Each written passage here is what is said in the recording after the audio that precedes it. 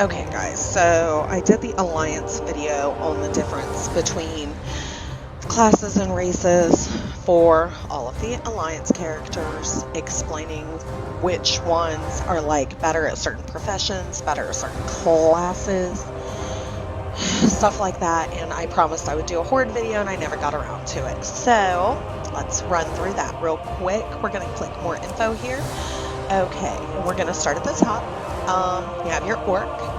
Looks like they, let's see, may enrage to increase damage. They're resistant to stun effects. Damage done by pets is increased. Okay, now with that saying that damage done by pets is increased, that automatically means if you are a hunter, you are going to do more damage than if you choose any other class, because their damage done by pets is increased.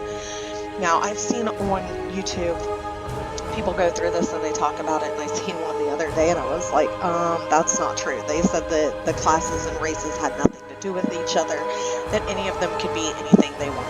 Obviously, if you take a look over here, look, the orc cannot be a paladin, it cannot be a priest, it cannot be a druid, they cannot be a demon hunter. Their damage done by pets is increased, which means your best bet is to be a hunter as far as an orc goes. Obviously, there is different professions and different classes that are better for specific races. Yes, there is. That is a fact.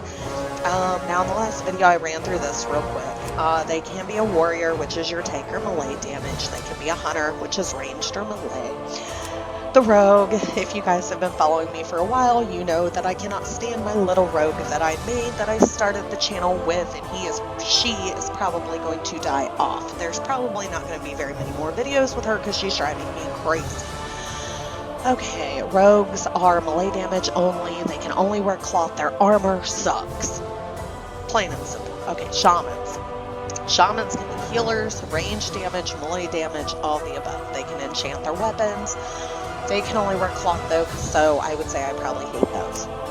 Mage is only ranged, can only wear cloth. You've got your warlock, which is kind of similar to your hunter, except that they can only wear cloth.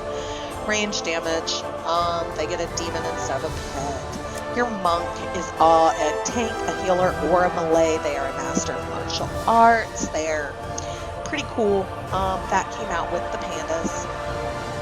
So that's that. The Death Knight is a tanker melee. They're pretty beastie. I don't have one. Maybe we can do that.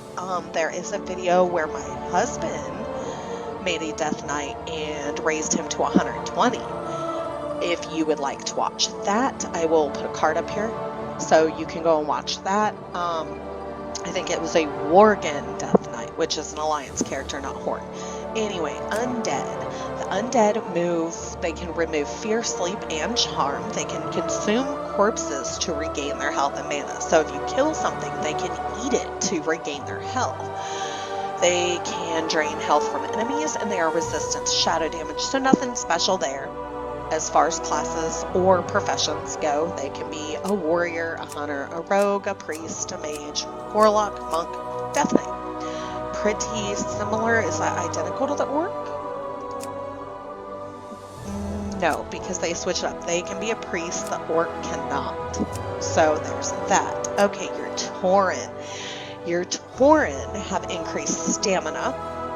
Now, right here, like it says, their herbalism skill and speed is increased, which automatically means if you want a money-making profession and you make a Torrent, give them herbalism because they do it faster and their skill is already higher when first starting out.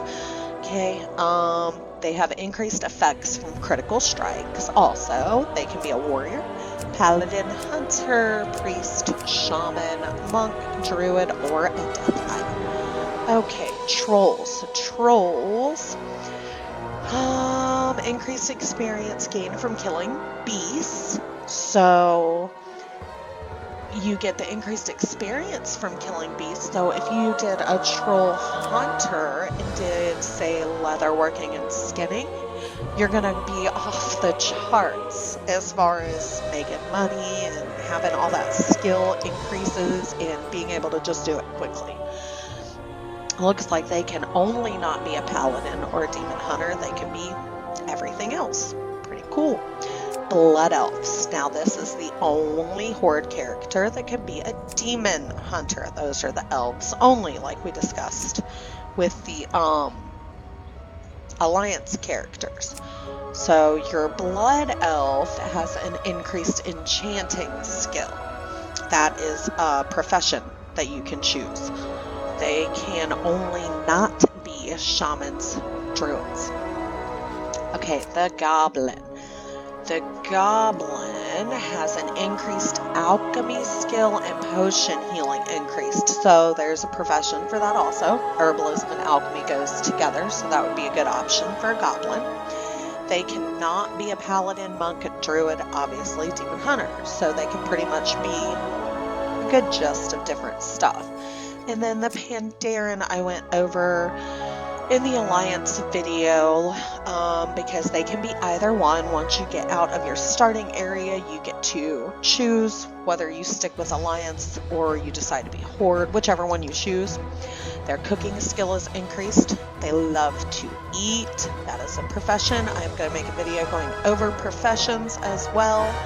They cannot be paladins, warlocks, druids, or demon hunters. The monk class came out with the Pandaren. So obviously they are really good with being a monk as their class. They have increased benefits from eating food. Their inner peace means twice as much rested experience. If you go in an inn, you can rest. So they get twice as much experience when rested compared to your normal races.